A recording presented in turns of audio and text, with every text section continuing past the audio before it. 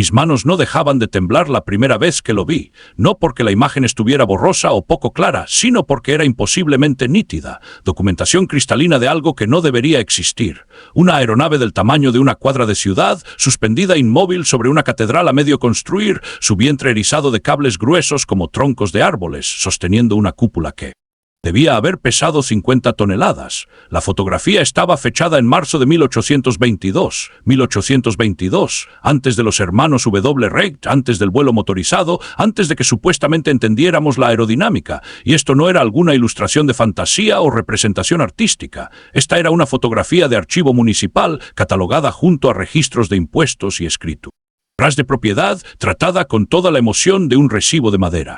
Encontré 17 más en una hora. Londres, 1819, una aeronave posicionando el mecanismo del reloj sobre lo que se convertiría en la Torre del Parlamento. Viena, 1821, 3 embarcaciones trabajando en perfecta coordinación para bajar un techo masivo de cobre sobre una ópera. Moscú, 1823, una flota de 6 naves flotando en formación geométrica sobre el complejo de la catedral, sus sistemas de aparejos interconectados. Caña hecha de acero. Cada fotografía mostraba la misma escena imposible. Aeronaves realizando trabajo de construcción de precisión que los ingenieros modernos juran que no se puede hacer ni siquiera con la tecnología de hoy. Y cada imagen individual estaba archivada en archivos oficiales del gobierno como si documentara la cosa más ordinaria del mundo.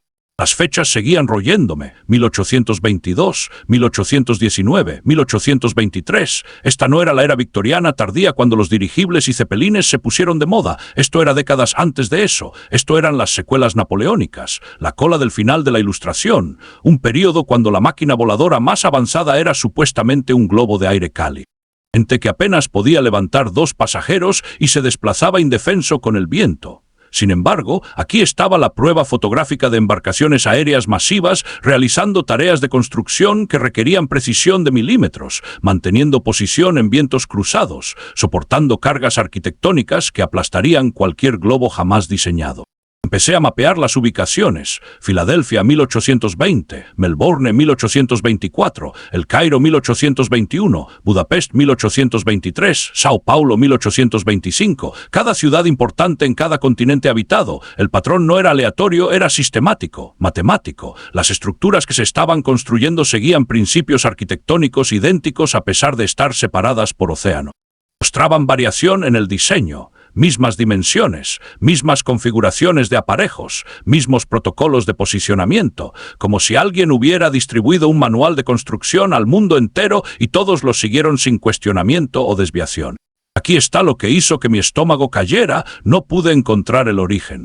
Ninguna fase experimental, ningún prototipo fallido, ninguna evolución gradual de diseños crudos a máquinas sofisticadas. Las aeronaves simplemente aparecieron en registros alrededor de 1818, completamente operacionales, y fueron inmediatamente desplegadas para las tareas de construcción más exigentes imaginables. Es como descubrir que los antiguos romanos tenían reactores nucleares, pero nadie se molestó en explicar de dónde venían o cómo funcionaban. La ausencia de historia de desarrollo no era solo extraña, era arqueológicamente imposible.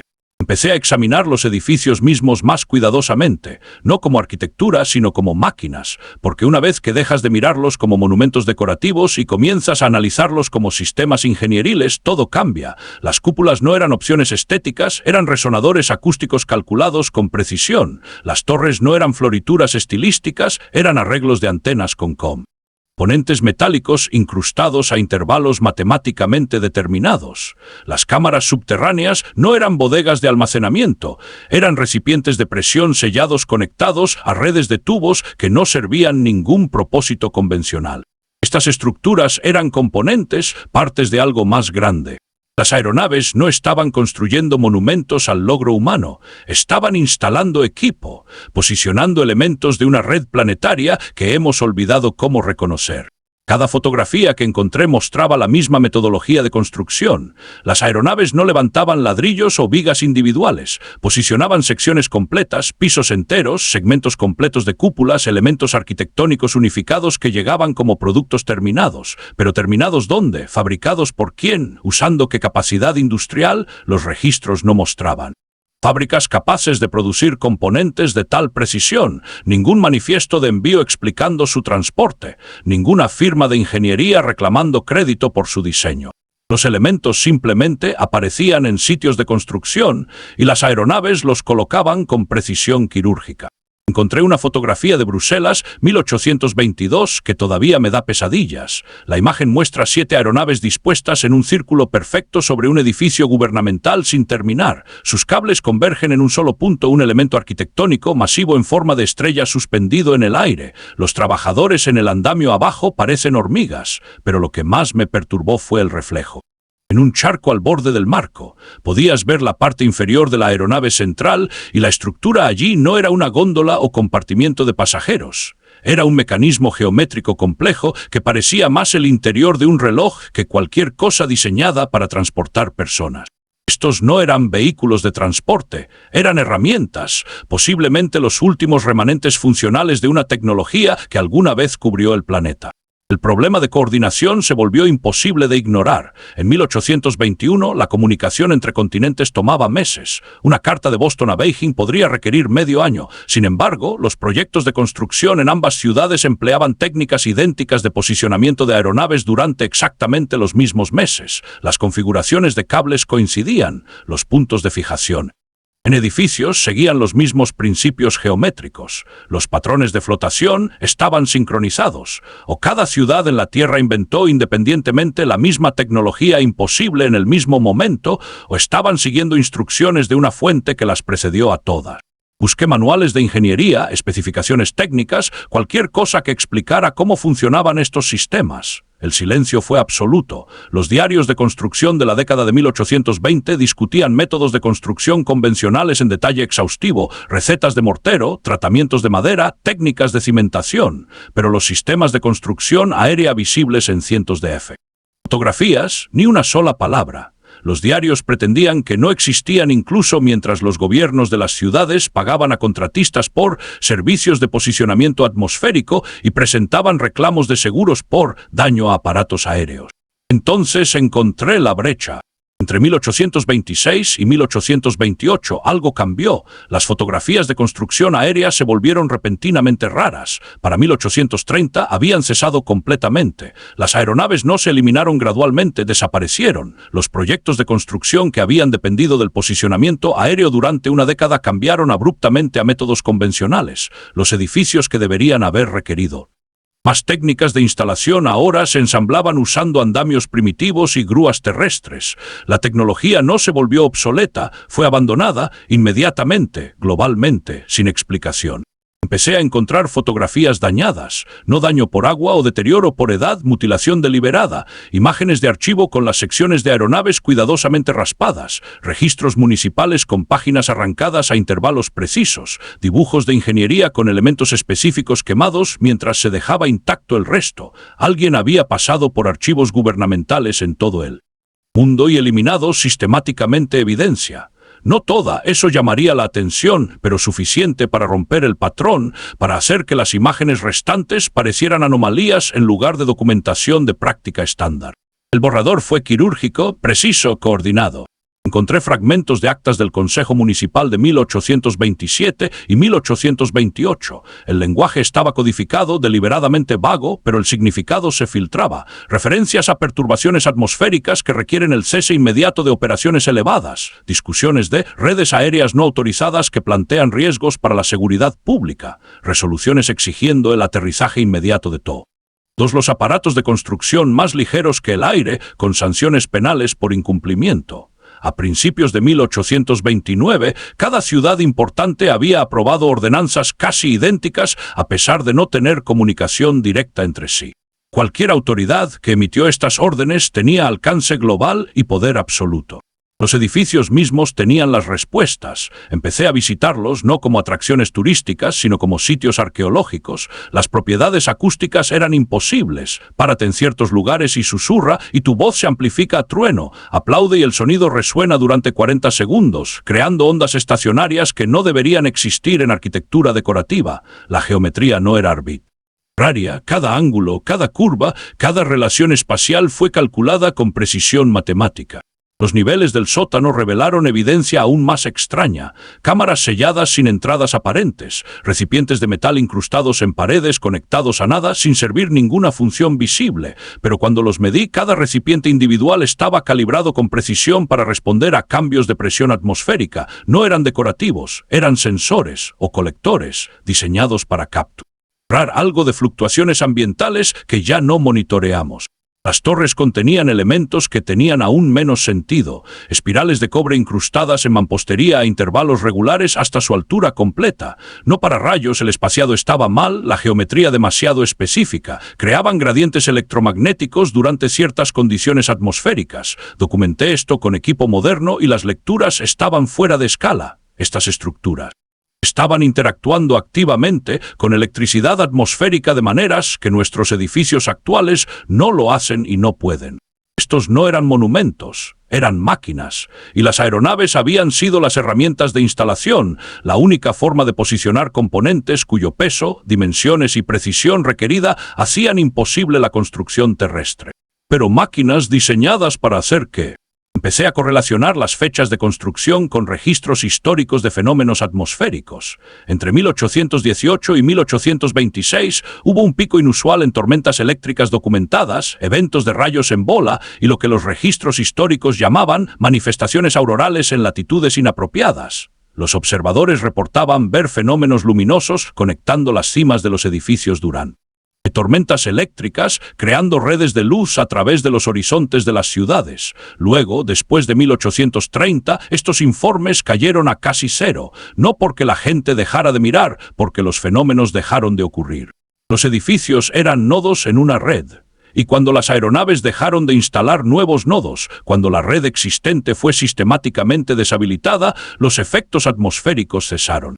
¿Qué tipo de energía estaban cosechando estas estructuras, o generando, o transmitiendo? La similitud arquitectónica entre continentes sugería componentes estandarizados. ¿Pero estandarizados por quién? ¿Qué civilización poseía la capacidad industrial para fabricar elementos arquitectónicos de precisión, la infraestructura de transporte para moverlos globalmente y la tecnología aérea para posicionarlos con precisión de milímetros, todo en los comienzos de 1800, supuestamente décadas antes de que la revolución industrial alcanzara su pico?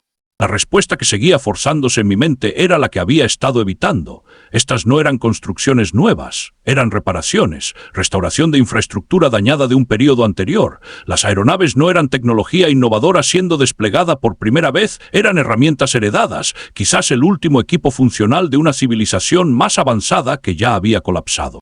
Eso explicaría la perfección, la falta de fases experimentales, la coordinación global. No ves evolución tecnológica porque no hubo invención, solo mantenimiento, solo intentos desesperados de restaurar un sistema planetario que ya estaba fallando. Encontré una fotografía que cristalizó todo. San Petersburgo, 1823. Una aeronave posicionada sobre el complejo del Palacio de Invierno, pero en el fondo, apenas visible, podías ver otra estructura, algo que no coincidía con el estilo arquitectónico del palacio, algo más antiguo, semienterrado. Los cables de la aeronave no estaban unidos a la nueva construcción, estaban conectados a esta estructura más antigua, aparentemente salvando componentes de ella. No estaban construyendo, estaban recuperando. Mientras más investigaba, más claro se volvía el patrón. Cada ciudad con fotografías de construcción aérea también tenía leyendas de ruinas más antiguas descubiertas durante la excavación, cimientos bajo cimientos, elementos arquitectónicos enterrados imposiblemente profundo, trabajos de piedra con juntas de precisión que no deberían existir en sus periodos de tiempo atribuidos. La explicación oficial siempre involucraba influencia romana o técnicas bizantinas o intercambios culturales convenientemente vagos, pero la evidencia sugería algo más perturbador. Lo que llamamos construcción podría haber sido desmantelamiento. Las aeronaves posicionando cúpulas de catedrales podrían haber estado reubicándolas de estructuras más antiguas, abandonadas que desde entonces hemos olvidado o deliberadamente enterrado. Después de 1830, el registro histórico muestra algo más profundamente extraño. Una ola de campañas de modernización barrió las principales ciudades, barrios antiguos fueron demolidos, vecindarios enteros arrasados, complejos subterráneos llenados con escombros y sellados. La justificación siempre era saneamiento, progreso, renovación urbana, pero el momento era sospechoso. Dentro de 5 años de En la desaparición de las aeronaves, ciudades en todo el mundo comenzaron a destruir o enterrar sistemáticamente cualquier cosa que pudiera haber conectado con la red anterior.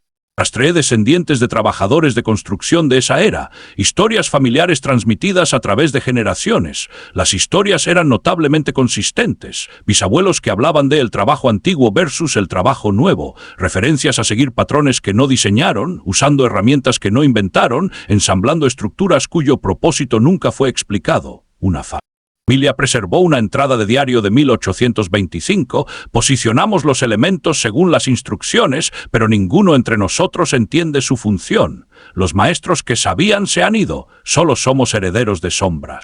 Los maestros que sabían se han ido. ¿Quiénes eran? ¿A dónde fueron? ¿Y por qué sus sucesores pretendieron que la tecnología nunca había existido? Encontré registros de patentes de la década de 1820 relacionados con aparato de elevación atmosférica e implementos de construcción aérea. Docenas de ellas presentadas en toda Europa y las Américas. Pero aquí está la parte perturbadora: cada patente individual fue destruida en incendios o reclasificada bajo restricciones de seguridad gubernamental que permanecen activas 200 años después. Presenté solicitudes de libertad de información, contraté abogados, contacté archivos gubernamentales. La respuesta siempre fue la misma: registros no disponibles, perdidos en incendios o aún clasificados por razones de seguridad nacional. ¿Qué amenaza de seguridad nacional existe en técnicas de construcción de 1822? A menos que las técnicas revelaran algo sobre nuestra historia que no se supone que debamos saber. La hipótesis tartaria ofrece una explicación que la historia convencional rechaza violentamente, pero la evidencia apoya cada vez más. ¿Qué pasaría si hubiera una civilización global avanzada que colapsó a principios de 1800? ¿Qué pasaría si la catástrofe dejó la infraestructura intacta, pero mató el conocimiento para mantenerla? ¿Qué pasaría si los principios de 1800 no fueran el amanecer de la civilización industrial, sino el crepúsculo de algo mucho mayor? Las aeronaves tendrían sentido entonces, no como nuevas invenciones, sino como tecnología salvada, las últimas herramientas funcionales del viejo mundo, presionadas al servicio para reparar infraestructura dañada antes de que el conocimiento se perdiera completamente. La coordinación global tendría sentido no como comunicación imposible, sino como redes sobrevivientes siguiendo protocolos establecidos. Las técnicas de construcción idénticas tendrían sentido no como invención paralela, sino como reconstrucción siguiendo planos sobrevivientes de la civilización anterior. Y el cese repentino en 1830 tendría sentido si fue cuando murieron los últimos maestros, cuando la generación final que recordaba el viejo mundo falleció, dejando atrás herederos que podían operar las máquinas pero ya no entendían su propósito. Párate en estos edificios hoy y puedes sentirlo. La escala está mal para la comodidad humana. La acústica sirve funciones que no usamos. Las propiedades electromagnéticas interactúan con fenómenos atmosféricos que no monitoreamos. No fueron diseñados para la civilización que los habita ahora. Fueron diseñados para algo más, alguien más. La evidencia fotográfica permanece, enterrada en archivos, descartada como anomalías, explicada como fraudes promocionales a pesar de aparecer en documentación oficial del gobierno. Los edificios permanecen, su precisión imposible visible para cualquiera dispuesto a mirar con ojos frescos. Las patentes permanecen clasificadas, las tecnologías permanecen suprimidas y las preguntas permanecen prohibidas. Que eran realmente las aeronaves, porque podían hacer cosas que nuestra tecnología moderna aún no puede replicar. ¿Quién las construyó? ¿De dónde vinieron? ¿Qué pasó con la civilización que las hizo necesarias? ¿Y por qué estamos aún, 2 siglos después, activamente impedidos de investigar estas preguntas? He pasado 3 años persiguiendo estas sombras a través de archivos y ruinas. He documentado cientos de fotografías que no se suponía que sobrevivieran. He medido propiedades acústicas y gradientes electromagnéticos en estructuras que nos dicen que son meramente decorativas. He rastreado el patrón de borrado histórico deliberado desde 1830 hasta el día de hoy, y he llegado a una conclusión que me hace cuestionar todo lo que nos enseñan sobre la historia humana. No construimos esta civilización desde cero. La heredamos dañada. Hemos pasado 2 siglos pretendiendo que inventamos todo nosotros mismos en lugar de admitir que somos niños jugando con herramientas que no entendemos, viviendo en estructuras diseñadas por mentes más grandes que las nuestras, para propósitos que hemos olvidado. Las aeronaves eran reales, la red era real, el borrado era real, y en algún lugar en bóvedas selladas y archivos clasificados, la documentación completa de lo que perdimos todavía existe, esperando que alguien junte las piezas de lo que nunca se suponía que olvidáramos. Los edificios todavía están aquí, las fotografías sobrevivieron, la evidencia persiste. Simplemente dejamos de preguntar por qué cúpulas masivas de piedra requerían posicionamiento aéreo en 1822, décadas antes de que supuestamente inventáramos el vuelo. Tal vez es hora de que empecemos a preguntar de nuevo.